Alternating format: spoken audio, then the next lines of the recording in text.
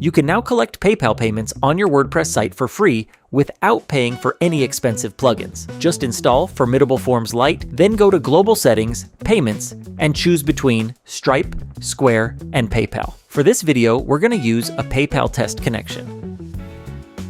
Then head to Forms and create a new blank form. Scroll down to the pricing fields and add a product, quantity, and a total field.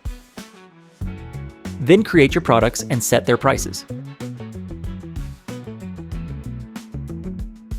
Give a name to your form and then head into Settings, Actions and Notifications, and add the PayPal action. Then in the Amount field, just select the total field of your form.